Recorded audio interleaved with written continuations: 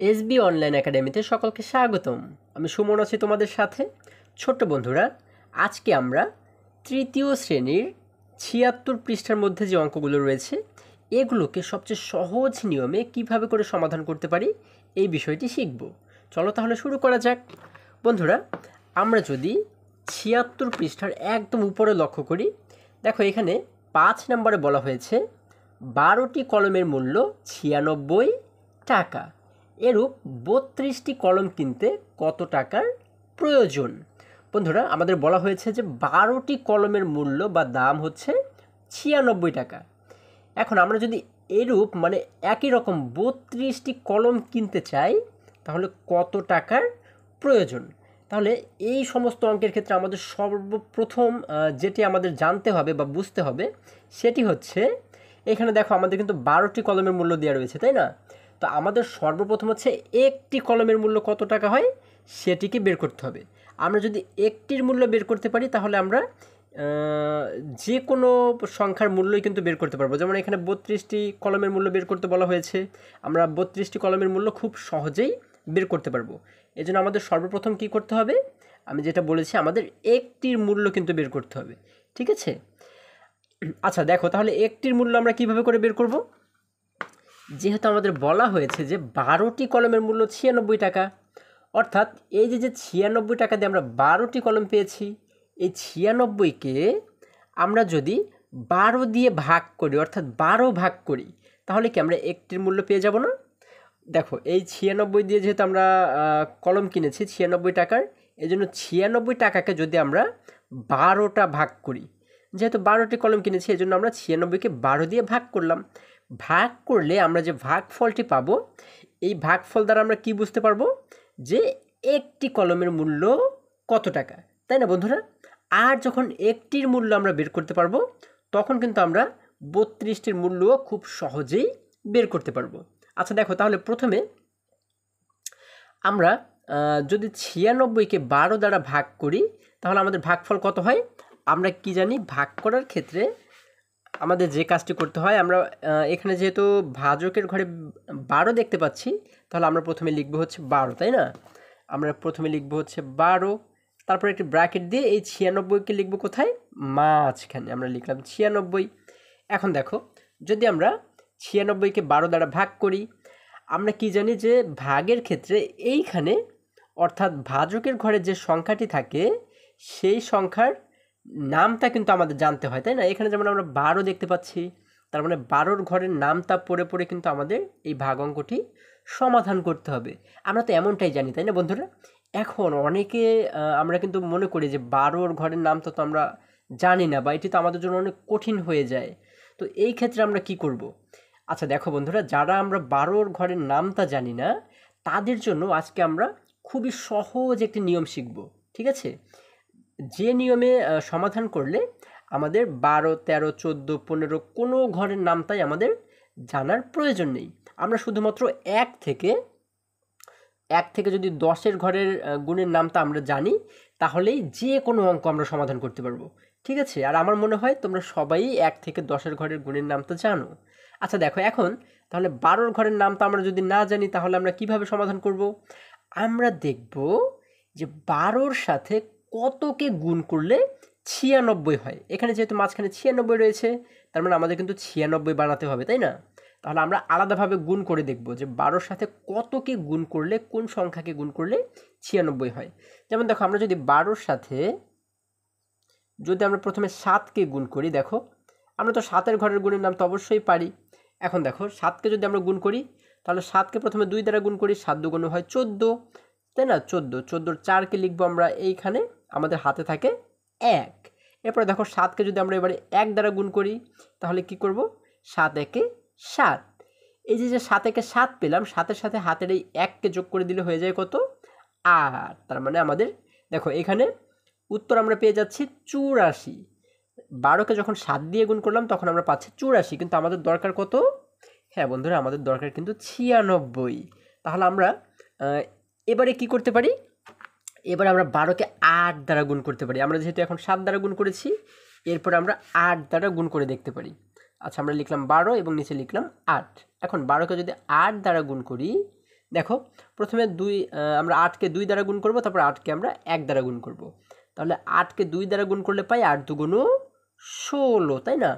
16-র 6কে লিখবো আমরা এইখানে, এবং আমাদের হাতে থাকে কত? 1 থাকে কিন্তু। এরপরে দেখো এখন আমরা যদি 8কে 1 দ্বারা গুণ করি তাহলে কত হয়? 8 একে 8। তাহলে 8 একে যে 8 পেলাম, 8-এর সাথে এই হাতের 1কে যদি আমরা যোগ করে দিই, 8 এবং 1 মিলে হয়ে গেল কত? 96। দেখো এই 96-এর সাথে কি এই 96-এর মিল আছে? হ্যাঁ, আমরা কিন্তু মিল দেখতে পাচ্ছি। তার মানে আমরা কি পেলাম? 12-র সাথে কতকে গুণ করে আমরা 96 পেয়েছি? 8কে গুণ করে কিন্তু পেয়েছি, তাই না? তার মানে এই 8 হচ্ছে আমাদের উত্তর। আমরা এই 8কে লিখে দিব এইখানে, তাই না? ভাগফলের জায়গাতে আমরা লিখে দিব 8। তাহলে কত পেলাম আমরা? 8 12 96, আমরা নিচে লিখে দিব 96। এখন দেখো এই 96 থেকে নিচে 96কে যদি বিয়োগ করি, 6 থেকে 6কে বিয়োগ করলে হয় 0, 9 থেকে 9কে বিয়োগ করলে হয় 0, অর্থাৎ আমাদের ভাগশেষ কিন্তু 0। তার মানে আমাদের অঙ্কটি করা হয়ে গেছে। আমরা উত্তর কত পাচ্ছি বন্ধুরা? আমরা উত্তর পাচ্ছি 8। তার মানে দেখো আমরা এই অঙ্কটার ক্ষেত্রে উত্তর যেহেতু পাচ্ছি 8, তার মানে এই 8 দ্বারা কি বোঝানো হচ্ছে? যদি 96 টাকায় 12টি কলম পাওয়া যায়, তাহলে একটি কলমের দাম হচ্ছে কত টাকা? 8 টাকা, তাই না? একটি কলমের দাম কিন্তু দেখো আমরা এখন বের করে ফেলেছি। তাহলে দেখো একটি কলমের দাম যদি 8 টাকা হয়, আমাদের এখানে কতটি কলমের কথা বলা হয়েছে? আমাদের কিন্তু 32টি কলমের কথা বলা হয়েছে। তাহলে একটি কলমের দাম 8 টাকা হলে 32টি কলমের দাম কি 32 গুণ বেশি হয়ে যাবে না? হ্যাঁ, 32 গুণ কিন্তু বেশি হবে। তার মানে এই 8-এর সাথে এখন যদি আমরা একটি কলমের দাম যেহেতু 8 টাকা, এই জন্য 8-এর সাথে আমরা গুণ করে দেব কতকে?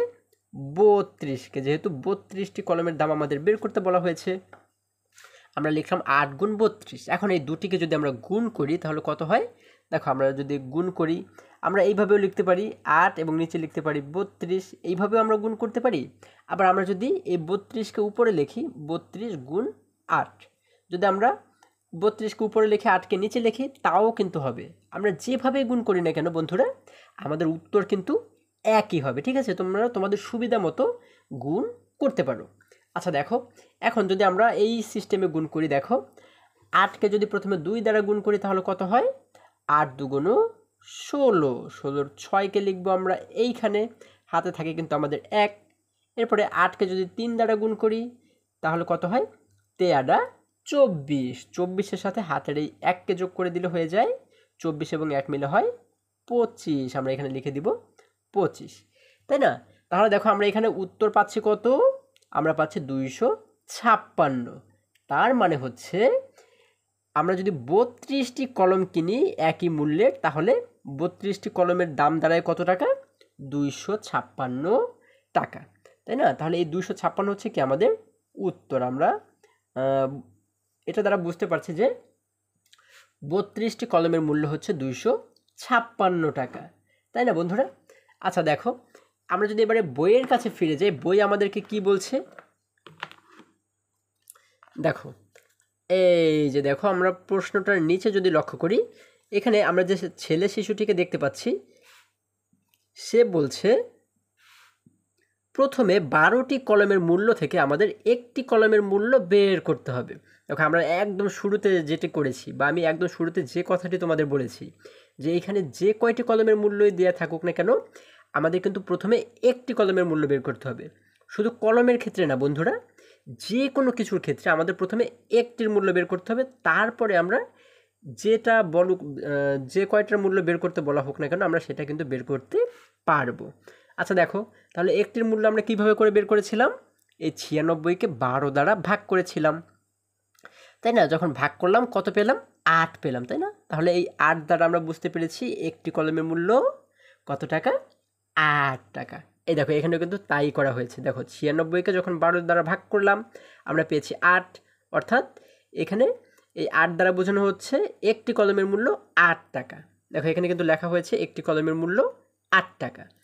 এখন দেখো আমাদের যেহেতু প্রশ্নে 32টি কলম বের করতে বলা হয়েছিল, 32টি কলমের মূল্য, তাহলে এখানে বলা হয়েছে 32টি কলমের মূল্য বের করতে একটি কলমের মূল্যকে, মানে এই 8 টাকাকে 32 দিয়ে গুণ করতে হবে। কারণ কি 32টি কলামের মূল্য কিন্তু 32 গুণ বেশি হবে, তাই না? এই জন্য আমরা কি করেছি, 8কে গুণ করেছি 32 দিয়ে। আমি কিন্তু এটি তোমাদের এইখানে দেখিয়েছি, দেখো। তাহলে যখন গুণ করলাম, গুণ করে আমরা পেয়েছি কত, 256 টাকা। এই দেখো আমরা কিন্তু 256 পেয়েছিলাম এখানে, এটিও তোমাদেরকে দেখিয়েছি। তাহলে এই 256 দ্বারা আমরা কি বুঝতে পারছি, কলমের মূল্য হচ্ছে 256 টাকা, অর্থাৎ 32টি কলমের মূল্য হচ্ছে 256 টাকা। এটি হচ্ছে আমাদের উত্তর। এরপরে দেখো বন্ধুরা, আমরা যদি 3 নম্বরে চলে যাই, এখানে আমরা দেখতে পাচ্ছি 3 নম্বরে বলা হয়েছে 13টি কলার দাম 117 টাকা হলে 24টি কলা কিনতে কত টাকা লাগবে। আবারও দেখো, এখানে বলা হয়েছে 13টি কলার দাম যদি 117 টাকা হয়, তাহলে 24টি কলা যদি আমরা কিনতে চাই তাহলে আমাদের কত টাকা লাগবে। তাহলে এটির ক্ষেত্রে আমরা প্রথমে কি করতে পারি বন্ধুরা, তোমরা একটু মাথা খাটিয়ে একটু বলার চেষ্টা করো তো দেখি। হ্যাঁ, তোমরা ঠিকই ধরেছো বন্ধুরা। এখানে যেহেতু 13টি কলার দাম দেওয়া রয়েছে, আমরা প্রথমে কয়টি কলার দাম বের করব? আমরা শিখেছি যে প্রথমে আমাদের একটির দাম বের করতে হয়, তাই না? তাহলে একটির দাম আমরা কিভাবে করে বের করব? দেখো, 13টি কলার দাম যদি 117 টাকা হয়, তাহলে একটি কলার দাম আমরা বের করব কিভাবে? এই 117 টাকাকে আমরা 13 দ্বারা ভাগ করব, তাই না? 13 ভাগ করব। তাহলে আমরা পেয়ে যাব যে 1 ভাগে কয়টি করে থাকবে, তাই না বন্ধুরা? তাহলে আমরা প্রথমে যে কাজটি করব সেটি হচ্ছে 117 টাকা, যেহেতু 13টি কলার দাম, এজন্য 117কে দেখো 117কে আমরা যে কাজটি করব, ভাগ করব কত দিয়ে? 13 দিয়ে। যেহেতু 13টি কলার দাম 117 টাকা, তাই না? এই জন্য আমরা 117কে প্রথমে 13 দ্বারা ভাগ করব। যখন ভাগ করব, ভাগ করে আমরা যে সংখ্যাটি পাবো বা যে উত্তরটি পাবো, সেটি দ্বারা কি বুঝাবে? সেটি দ্বারা হচ্ছে একটি কলার দাম কিন্তু আমরা পেয়ে যাব। এখানে যে উত্তরটি আমরা পাবো, এটি দ্বারা কিন্তু আমরা একটির দাম পেয়ে যাব, তাই না? একটির দাম কিন্তু আমরা পাবো। আচ্ছা, যখন আমরা একটির দাম পেয়ে গেলাম, তখন আমরা কি 24টি কলার দাম বের করতে পারবো না? যেহেতু 24টি কলার দাম বের করতে বলা হয়েছে, তখন আমরা কি করব? এইখানে যে সংখ্যাটি পাবো, সেই সংখ্যার সাথে আমরা গুণ করে দেব কাকে? দেখো, এখানে যে সংখ্যাটি আমরা পাবো, সেই সংখ্যার সাথে আমরা গুণ করে দেব কাকে? 24কে কিন্তু গুণ করে দিব আমরা, তাই না? যেহেতু 24টি কলার দাম আমাদের বের করতে বলা হয়েছে। এখন দেখো, আমরা তাহলে এখানে মোট কতটি ধাপে অঙ্কটাকে সমাধান করলাম? প্রথমে আমরা 117কে 13 দ্বারা ভাগ করে একটি কলার দাম বের করলাম, তাহলে এটি হচ্ছে একটি ধাপ। এরপরে দ্বিতীয় ধাপে এসে আমরা কি করলাম? এই যে একটি কলার দাম আমরা পেয়েছি, সেই একটি কলার দামের সাথে আমরা গুণ করে দিলাম কতকে?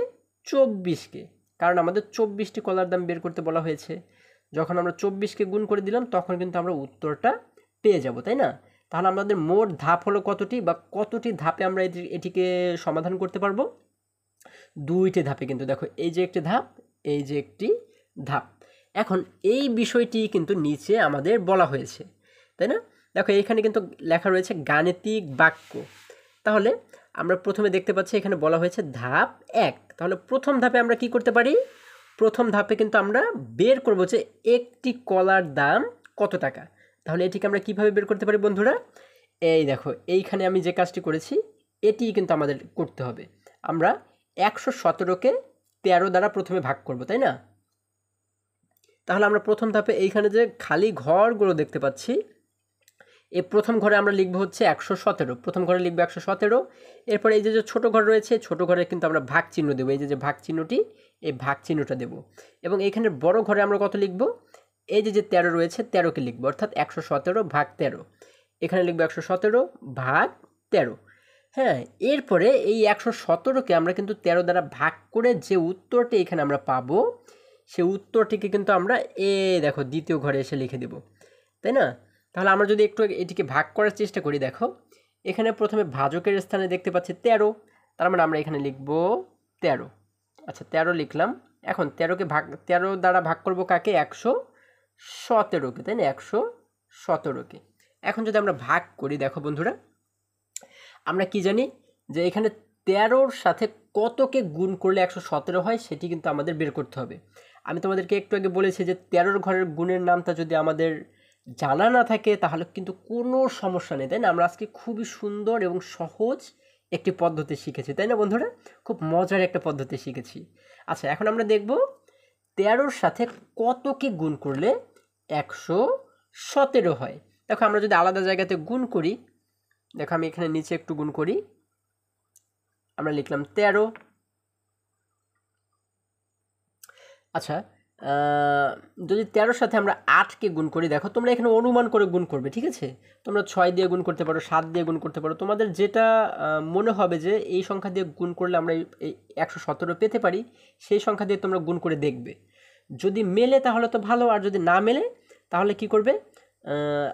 হয়তো বা 8-এর, যেমন আমি 8 দিয়ে গুণ করলাম, যদি দেখে যে এখানে 117 হচ্ছে ছোটো হলো সংখ্যাটা, তখন আমরা 9 দিয়ে গুণ করতে পারি। অথবা 8 দিয়ে গুণ করে যদি দেখে যে এখানে 117 হচ্ছে বড় হয়ে গেল, তখন আমরা এই 8-এর জায়গায় 7 দিয়ে গুণ করতে পারি। এইভাবে কিন্তু গুণ করে করে আমাদের দেখতে হবে, ঠিক আছে?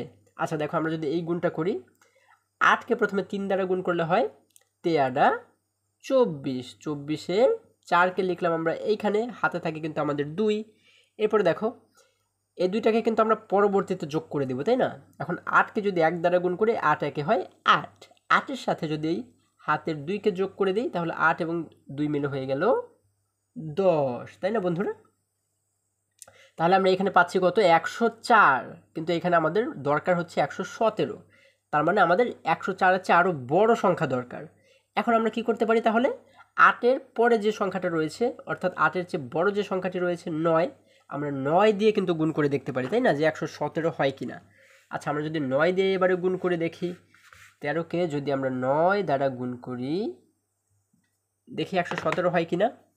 দেখো, 9কে 3 দ্বারা গুণ করলে হয় 3 নং 27। 27-এর 7কে লিখলাম আমরা এখানে, হাতে থাকে আমাদের 2। এরপরে দেখো 9কে যদি 1 দ্বারা গুণ করি, তাহলে হয় 9 একে 9, এবং 9 একে 9-এর সাথে যদি আমরা হাতের এই 2কে যোগ করে দিই, 9 এবং 2 মিলে হয়ে যায় 11, তাই না? তাহলে আমাদের কথা হচ্ছে 117। দেখো এটিকে এটির সাথে মিলেছে। হ্যাঁ বন্ধুরা, আমরা দেখতে পাচ্ছি দুটি মিলে গেছে। তার মানে 13-র সাথে কতকে গুণ করে আমরা 117 পেয়েছি? 9কে গুণ করে, তাই না? তাহলে এই 9 হচ্ছে আমাদের উত্তর। আমরা এখানে লিখে দিব 9, এবং এই 117কে কোথায় লিখে দেব? এই 117-র নিচে লিখে দেব, তাই না? তার মানে 13 নং 117। তার মানে আমরা এবারে এই উপরের সংখ্যা থেকে নিচের সংখ্যাকে যদি বিয়োগ করে দেই, 7 থেকে 7 বিয়োগ করলে হয় 0, 1 থেকে 1 বিয়োগ করলে হয় 0, 1 থেকে 1 বিয়োগ করলে হয় 0, অর্থাৎ এখানে কিন্তু 0 0 পাচ্ছি। তার মানে আমাদের উত্তর হচ্ছে কত? 9। অর্থাৎ এই 9 দ্বারা আমরা কি বুঝতে পারছি? এই 9 দ্বারা বুঝতে পারছি হচ্ছে একটির দাম, অর্থাৎ একটি কলার দাম হচ্ছে কত টাকা? 9 টাকা। আমরা 13টি কলা কিনেছিলাম 117 টাকা দিয়ে, এবং একটি কলার দাম হচ্ছে কত টাকা পেয়েছি? 9 টাকা। এখন আমরা যেহেতু একটি কলার দাম পেয়েছি, এখন কিন্তু আমরা খুব সহজেই 24টি কলার দাম বের করতে পারবো। কারণ একটি কলার দাম যদি 9 টাকা হয়, তাহলে 24টি কলার দাম কি 24 গুণ বেশি হবে না বন্ধুরা? হ্যাঁ। এখন আমরা কি করব? এই 9কে 24 দ্বারা গুণ করব। একটি কলার দাম 9 টাকা, এই জন্য আমরা লিখলাম 9, এর সাথে গুণ করব কত? 24, তাই না? আচ্ছা দেখো, এর আগে যে বিষয়টি, এই যে 9 আমরা পেয়েছি ভাগ করে, অর্থাৎ একটি কলার দাম যে 9 টাকা পেয়েছি, এই 9কে কিন্তু আমরা এইখানে, এই যে খালি ঘরটি দেখতে পাচ্ছি আমরা এইখানে লিখে দেবো, তাই না? 9 টাকা একটি কলার দাম। এই দেখো এখানে কিন্তু লেখা রয়েছে একটি কলার দাম, অর্থাৎ এইখানে আমরা লিখে দেব 9। এখন যখন আমরা এই 9কে পেলাম, মানে একটি কলার দাম আমরা পেলাম, তখন আমরা 24টি কলার দাম কিন্তু আমরা বের করতে পারবো। আমরা কিভাবে বের করব? এই একটি কলার দামের সাথে গুণ করব হচ্ছে 24কে, তাই না? তাহলে আমরা কি লিখব? 9 গুণ 24। এই দেখো, এবারে আমরা কিন্তু দ্বিতীয় ধাপে চলে যাব। দ্বিতীয় ধাপের প্রথমে কি লিখব? এই ঘরে লিখব 9, এবং এই ছোট ঘরে লিখব গুণ, এবং এই ঘরে লিখব 24, অর্থাৎ এই লাইনটিকে কিন্তু আমরা এই ঘরে লিখে দিব 9 গুণ 24। আমরা এখানে লিখব 9 গুণ 24। তাহলে 9 এবং 24কে যখন আমরা গুণ করব, গুণ করে যে উত্তরটি পাবো সেটিকে কিন্তু আমরা এইখানে লিখে দিব, তাই না? তাহলে আমরা বুঝতে পারবো কি কত টাকা লাগবে, এই 24টি কলা কিনতে কত টাকা লাগবে। তাহলে এই দুটিকে যদি আমরা গুণ করি, দেখো আমরা প্রথমে বড় সংখ্যাটাকে লিখলাম 24, এবং নিচে লিখব কত? 9। দেখো এই দুটিকে যদি আমরা গুণ করি, তাহলে 9কে 4 দ্বারা গুণ করলে হয় 4 নং 36, 36-এর 6কে লিখলাম এখানে, হাতে থাকে হচ্ছে আমাদের 3। এরপরে দেখো 9কে যদি 2 দ্বারা গুণ করি তাহলে হয় 9 দুগুণ 18, 18-র সাথে যদি হাতের এই 3কে যোগ করে দেই তাহলে 18 এবং এই 3 মিলে হয়ে গেল 21, তাই না? 18, 19, 20, 21, তার মানে 18 এবং 3 মিলে হয়ে গেল 21। অর্থাৎ আমাদের মোট দাঁড়াচ্ছে হচ্ছে কত? 216। অর্থাৎ এই 216 দ্বারা আমরা বুঝতে পারছি কি যে 24টি কলা কিনতে আমাদের 216 টাকা লাগবে। 216 টাকা লাগবে। অর্থাৎ আমরা এইখানে যে শেষে খালি ঘরটি দেখতে পাচ্ছি এখানে আমরা লিখে দেব কত? 216 টাকা লাগবে। তাহলে কিন্তু আমাদের এই পৃষ্ঠার অঙ্কগুলো সমাধান করা হয়ে গেল। আশা করি এই পৃষ্ঠার সমস্ত অঙ্কগুলো তোমরা খুব সুন্দরভাবে বুঝতে পেরেছো এবং শিখতে পেরেছো। বন্ধুরা, আজকে আমাদের এই পর্যন্তই।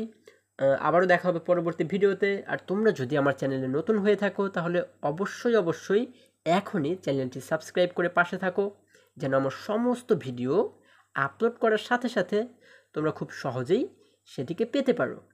সকলে ভালো থাকো, সুস্থ সবল থাকো, এই কামনা করে শেষ করছি। ধন্যবাদ সকলকে।